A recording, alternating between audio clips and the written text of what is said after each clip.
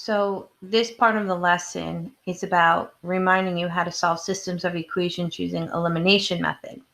What you should notice is the system that is given to you on the paper that we're going to be solving in notes is set up specifically for elimination. Unlike substitution method, elimination needs to be lined up with the x over the x, the y over the y, the equals over the equals, and the constant over the constant. If they're not lined up, you need to line them up before you can begin the elimination process. I do my eliminations a specific way. I know there's lots of tricks to the trade, but the one true way that has always worked when I taught it and for me myself is I always eliminate the x's first. Always. It's like my thing. So I'm going to show you what it's like to eliminate the x's. It's like I don't even care what the y's are. I'm just going to eliminate the x's. And sometimes if you just have a procedure or a process, then you'll get them right more often because you're not worried about what step am I on or what do I need to do. When I eliminate the x's, I'm literally just going to swap the numbers. As long as the signs are the same, I'm swapping just the numbers. So I'm going to put parentheses around my system. Swap means that if the 5 is on top, it goes to the bottom. And if the 4 is on the bottom, it goes to the top. Because my numbers have the same sign, I also need to introduce a negative to one of them. So I'm just going to put my negative on the bottom. It doesn't matter. You can put it on the top or the bottom. And then you have to redistribute to get a whole brand new set of equations. So on the top, I'm going to distribute a positive 4 all the way across to everything in the entire equation. Okay? And that's going to give me 20x minus 12y equals 4 times 16, 64. And then I'm going to distribute everything that's in the bottom equation by negative 5. So negative 5 times 4x is negative 20x.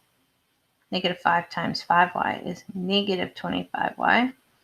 And negative 5 times negative 2 is positive 10. And when I get my distributive property done and my 2 brand new equations done, my x's, because I swapped my x's and I had to introduce a negative sign, now I have on my x terms a positive and negative of the same exact variable. Now I can add down. So 20 plus negative 20 is going to cancel out.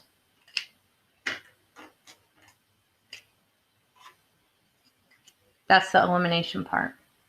Negative 12 plus negative 25 is negative 37y. And 64 plus 10 is 74. At this point, you're going to divide both sides by negative 37.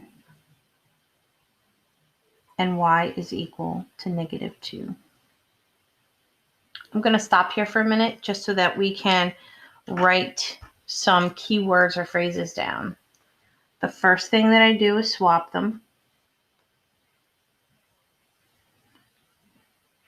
Top goes to bottom, bottom goes to top. If the signs are the same, originally, they're both positive or both negative, you have to introduce a negative to one of the equations.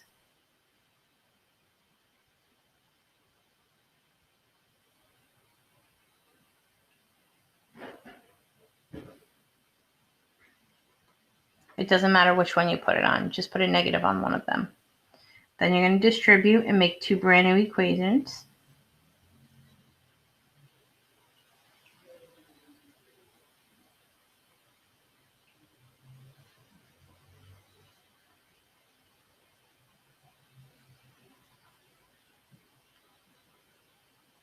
After you distribute, you are going to add down.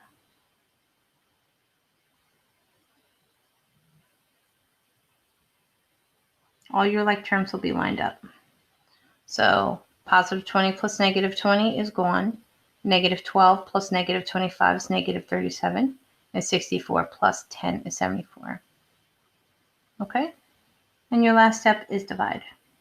That's where we are right now.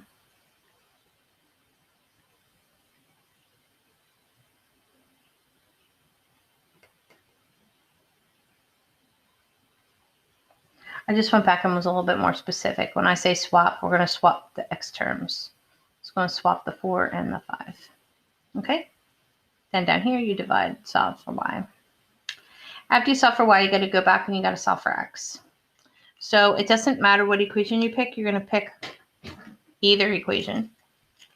I picked the one that's least complicated. In this case, it doesn't really matter. They both have equal amounts of negatives and stuff. So I guess I'll pick the bottom one. Again, step 6 is choose the equation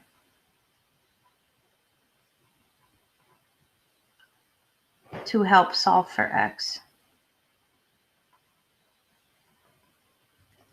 You're going to, just like your substitution method, you are going to take your y value and substitute it into the y position, into the equation. And if you do it right, it doesn't matter what equation you use. So you're going to end up with the same outcome at the end. When you get here, what you're going to want to do is follow your order of operations and equation solving skills. So I have 4x. This is 5 times negative 2, because remember 5y is a multiplier, so we would multiply that, and we would get negative 10. And then we would just solve this two-step equation. Solve for x by adding 10.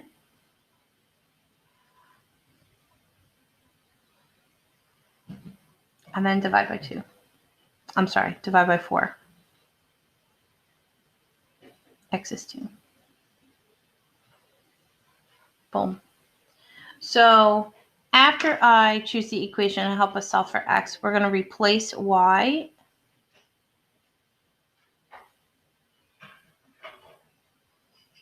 with our solution. And then you're going to solve the equation for x.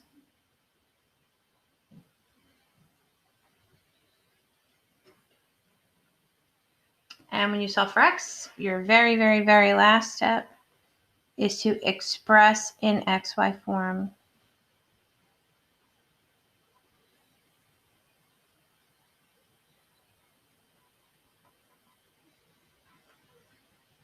Remember, it's not the one you solved for first. It's x and then y. Now, I will say that this one was not messy at all. In fact, everything worked out quite beautifully. The only time it can get messy is when you eliminate and you get to here, and these don't divide out clean. So if you end up with a fraction here, when you substitute it in to solve for x, that's where the messiness is going to occur, where you're going to have to clear out the fraction. But since we did so many examples of that in the other one, when you get to it, if it happens, you'll be prepared. You'll know what to do. See the video again if you have more questions. Make sure you're writing those steps down. If they're a little unclear to you, ask your teacher.